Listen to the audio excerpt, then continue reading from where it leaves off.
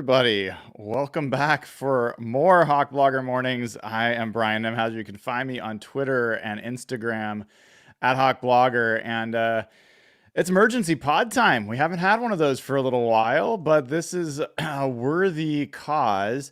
The Seattle Seahawks, your Seattle Seahawks, have traded Michael Jackson, the cornerback, for Michael Barrett, the linebacker, the rookie linebacker. And this news just broke a few minutes ago.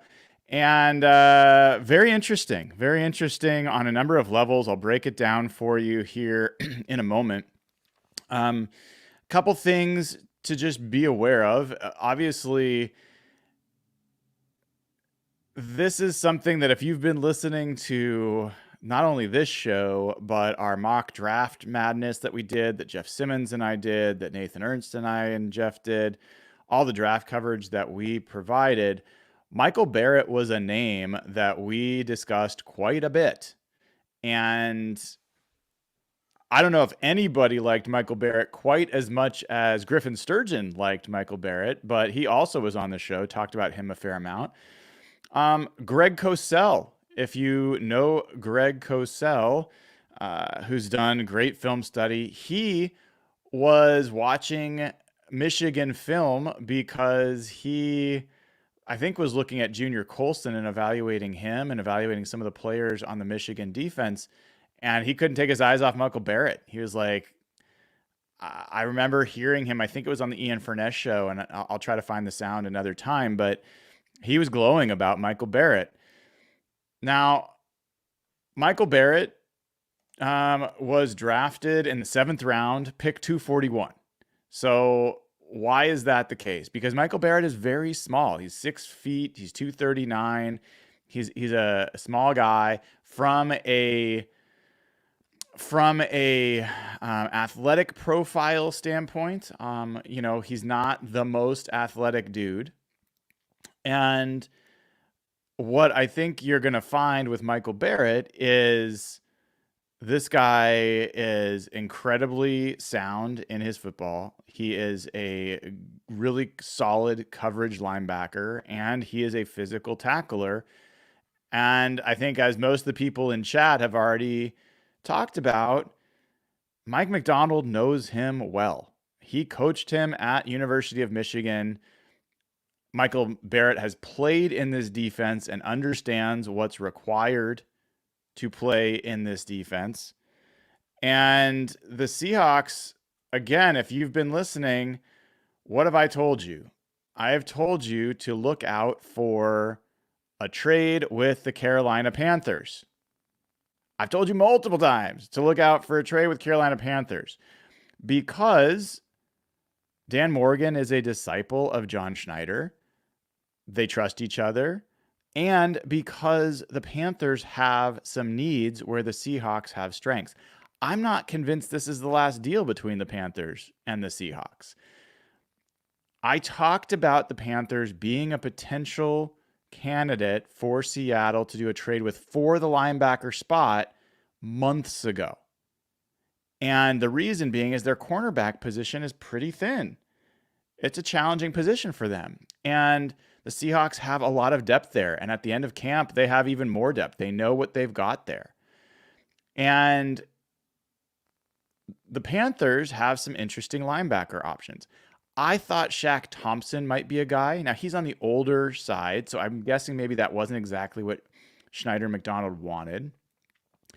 But to grab Michael Barrett, a guy that Mike Macdonald has very clear familiarity with, makes a ton of sense. So this just made a lot of sense from these two groups doing some work together. I think Tennessee is another group to keep an eye out. The reason I think that the deals may not be done is because the Seahawks have depth in edge pass rush. I still will not be shocked if Darrell Taylor ends up on another team before the regular season in exchange for whatever the team feels like they want from that type of trade. So don't be shocked if that happens. But for now, the Seahawks acquire Michael Barrett. He is under 6 feet tall. He measured in at 5'11", and weighing at 233 pounds. So that height is in the 12th percentile of inside linebackers. His vertical leap, 31 inches, 32nd percentile. His shuttle drill, 21st percentile. His 40-yard dash at 4.7 is 68th percentile, so there's something there. But he's also got very small hands, 8.5-inch hands. He's just not a big dude. And this is why he fell in the draft. But how has he done so far in preseason? Well, he's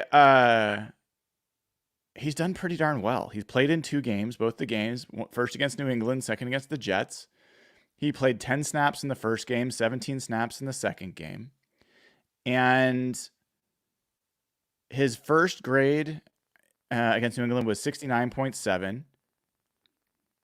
And his grade against the Jets in this last game was 81.6 with a 77.6 coverage grade. Now, if you go back to, let's go back to NCAA and see what his grades were there. This is a guy, whoops, there's so many names. Let me find Michael Barrett. There it is. This is a guy that had an 84.3 grade for Michigan last year, 74.3 against the run, 92.3 pass rush, which is interesting, and 72 coverage. He has had, the year before, he had a 78.1 coverage grade. This is a smart player. And one of the things, I'll give you a little bit more on Michael Barrett in a minute, but Michael Jackson, I mean, I haven't reported on it because I just didn't think it was appropriate to, but the vibe I've gotten from Mike Jackson is he was not really wanting to be here. Like, that's just my vibe. Now, no one's told me that. I haven't talked to him about it, but this guy had to accept a veteran minimum deal to be a depth cornerback. And I think he believes he's been a starting cornerback in the league. And I think he believes he still should be a starting cornerback in the league. And that there was just no path to that for him here. There's no path to it. And so he was going to spend the year on the bench. And so I'm really happy for him that he gets to go somewhere. He's going to play a lot. And from the Panthers standpoint, this makes a ton of sense. They're getting a starting cornerback. I'm sure he will start for them. And they're trading a 7th round rookie. So, for the Panthers, it makes sense. Over the long run, this could make a lot of sense for Seattle. Michael Barrett now becomes part of the competition for depth at that linebacker spot. And if you look at the Seahawks, roster as it stands now, Tyrell Dodson, Jerome Baker, Tyrese Knight have been solidly on the team.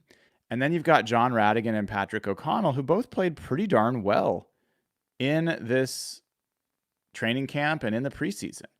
You got Blake Lynch and Drake Thomas, both of which have had some moments, and Drake Thomas just getting off the injured list. Jerome Baker, maybe the injury there is more serious than we realize. He has not been back. He has not been practicing.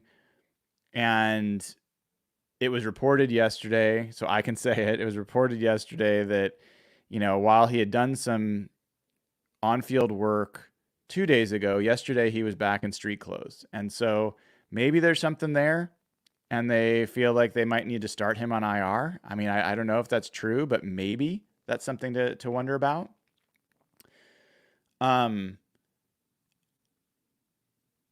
It's a little surprising to me that they bring in depth at that linebacker spot unless there's something else going on, because I don't know, unless they are unhappy with the way that like John Radigan's playing for some reason, or that they don't see it in Patrick O'Connell. But generally, Mike McDonald has kept 5 inside linebackers on his roster each year in Baltimore when he was the DC. They kept 5 inside linebackers. If they were to keep 5 now, you'd assume that would be Tyrell Dodson, Jerome Baker, Tyrese Knight, maybe Michael Barrett now since they just traded for him. And then one of John Radigan and Patrick O'Connell. So one of them stays and one of them goes. So people, I see someone in chat talking about Tyrell Dodson's banged up. Tyrell Dodson's been practicing every day. He's fine. I don't know where that's coming from, but he's been practicing, and I don't think there's anything about him being hurt. So I think that this also has some effect on the cornerback room. So we know that Devin Witherspoon and Reek Woolen and Trey Brown are safe. Up until now, we would have said Mike Jackson was also safe. I've talked about him as a trade candidate. You guys listened. If you go back to the show last Friday, I talk about Mike Jackson as a trade candidate. I talked about it with Jeff on Saturday. So this pushes everybody up a slot. This means that Artie Burns, which we already thought was pretty safe, it could mean that 2 of the rookies make it. It could mean that DJ James and Nehemiah Pritchett make it. It could mean Carlton Johnson makes it. This is an undrafted free agent from Fresno State who has played pretty darn well. So this both complicates the situation at inside linebacker in terms of rostering and increases the competition at corner. I think they feel good enough about what they have in their top 4 that they may be more comfortable taking on some developmental guys at the back end of their roster in the cornerback room. But I really like this move. I don't think it's like this is not acquiring, Jadeveon Clowney or something like that, but it is I think a meaningful move in that they've taken from a position of strength and depth and moved a guy that was not going to be on this team beyond this year regardless, and brought in a guy that has the potential to be part of your future. So, I think there's a lot of reasons to like this move for the Seahawks. I'm curious. I'm going to go back and look just from a PFF standpoint. If I look by position in the preseason and we look at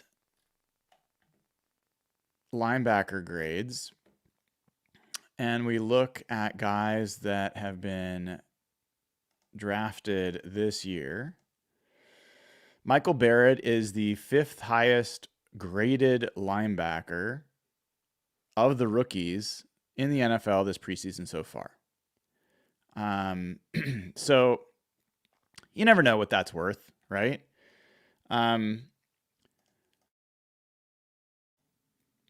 But I'd rather him be doing that than being ranked low. Tyrese Knight, for people curious, is ranked 13th. Barrett's 5th. From a coverage perspective, Michael Barrett is also 5th among rookie linebackers. Interestingly, who's 4th? Tyrese Knight. So I think that's good. He's also a very sound tackler. He's always been a sound tackler, and he is, among the top graded rookies in that regard as well. The 2nd highest graded tackler among rookie linebackers is Tyrese Knight.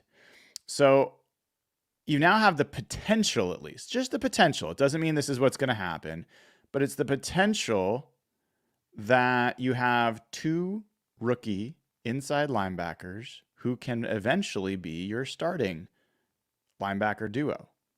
Doesn't mean it has to be, but remember, Tyrell Dodson and Jerome Baker are here on 1-year deals. And they could prove to be worth that, and you want to keep them around. But now you have got 2 rookies who could grow together, develop together, and there's upside there. And I like that you're not depending on these guys necessarily to be your starting quality players right now, but they have um, they have the potential to grow into that. So I think it makes a lot of sense from that perspective. I wanted to take a second to go back and read for you what Dane Brugler wrote about in his The Beast write-up about Michael Barrett prior to the draft. So let's see. Strengths that he mentions for Michael Barrett: rangy athlete with good speed to alter his gears in pursuit, plays with short area burst to scrape over top blockers and get free, maintains balance to navigate through traffic, shoots the A-gap with a rocket pack, and forces holding calls as a blitzer. Faces up ball carries, keeps his eyes before his feet, and accelerates through the targets as a tackler. Decent arm length to wrap tackles, and tackling violence will jar the ball loose. Can turn and run without losing ground when asked to cover. Did not commit a penalty in college. Didn't play on coverage units as a super senior, but was a core special teamer in 2021 and finished with 634 career snaps on special teams. Voted a team captain in his final season. No player in Michigan history played in more career games. Weaknesses: squatty tweener body type, can be washed out in the run game once climbing blocks to engage him. Late to read run pass and struggles to key motions and backfield action designed to make him overthink. Inconsistent play anticipation, tends to lose sight of the ball in congestion, can get caught flat-footed in coverage and too easily manipulated by savvy routes. Inconsistent coverage angles and doesn't have the pattern recognition for baiting opportunities. Doesn't have the makeup speed to close the gaps on runs to the outside. He will be a 25-year-old rookie, which is something just to know. This is what you're getting. 2-year starter at Michigan, Barrett played the will linebacker spot in former defensive coordinator Jesse Minter's scheme. After seeing time on offense his first 3 years in Ann Arbor, he moved to defense full-time and later became a key starter on the Wolverines championship team.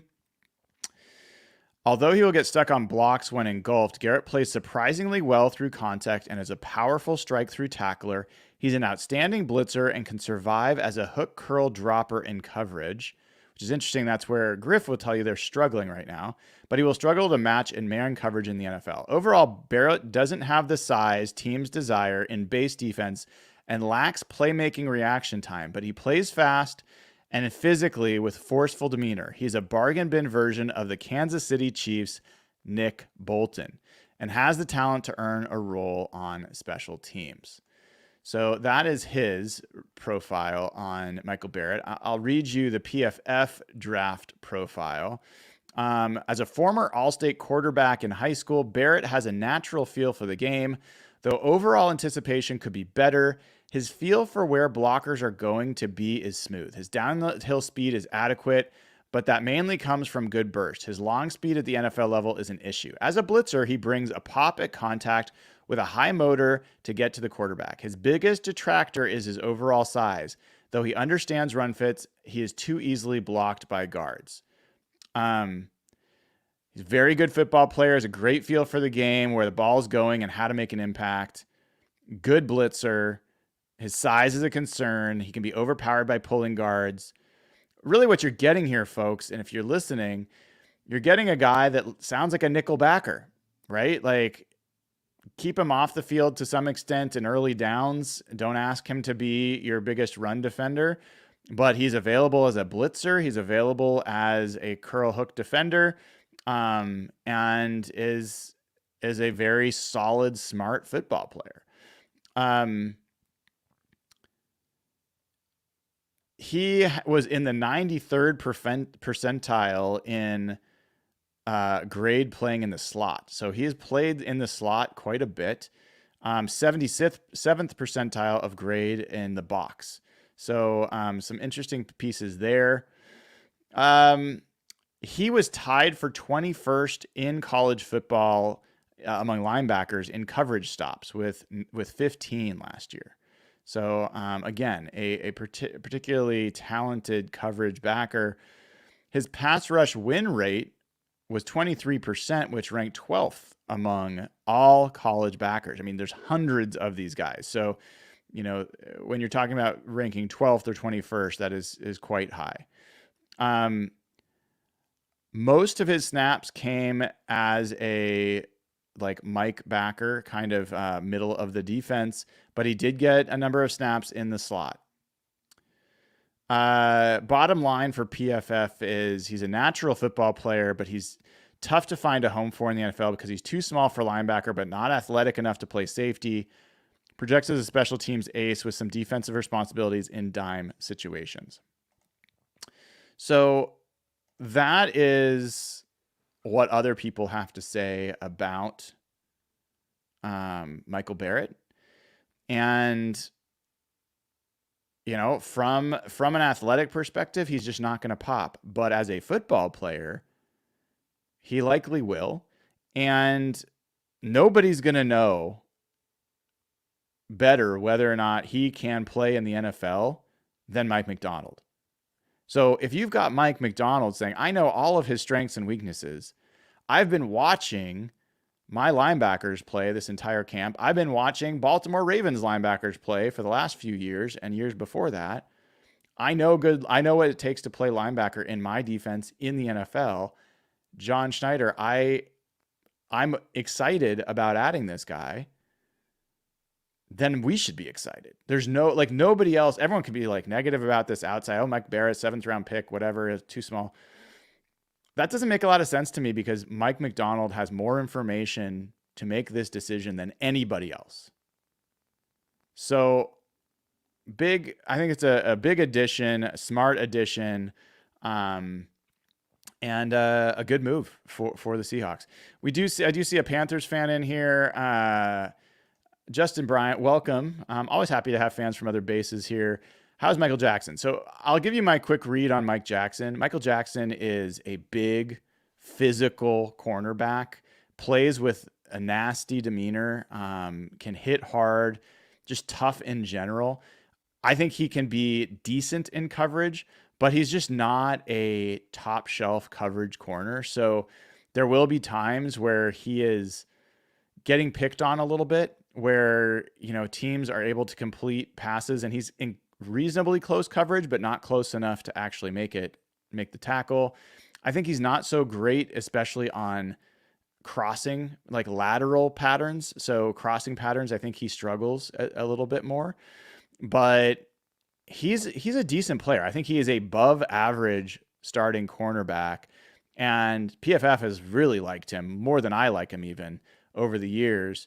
So, I wish Mike Jackson well. I think he gave the Seahawks some good years, some good play. But he was just behind a really, really talented group here. So if I'm a Panthers fan, I feel like my team just got better for sure. Because I don't think Mike Jackson or Mike Barrett was going to play enough of a role or be impactful enough to really change things. But now you've got a guy that's really a starting level cornerback.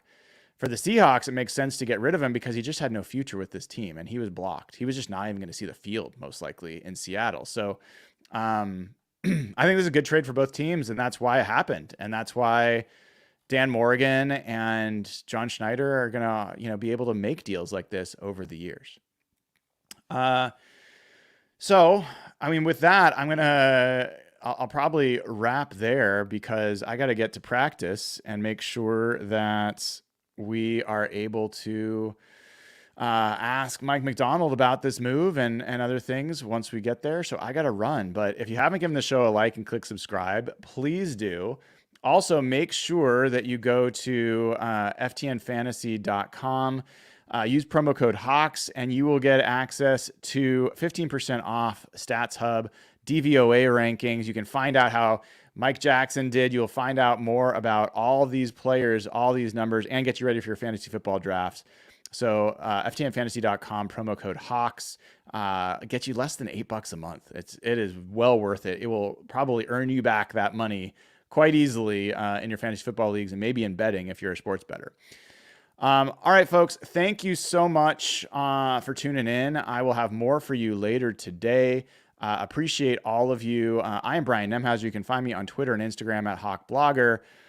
This has been an emergency podcast edition of Hawk Blogger Mornings. Cheers.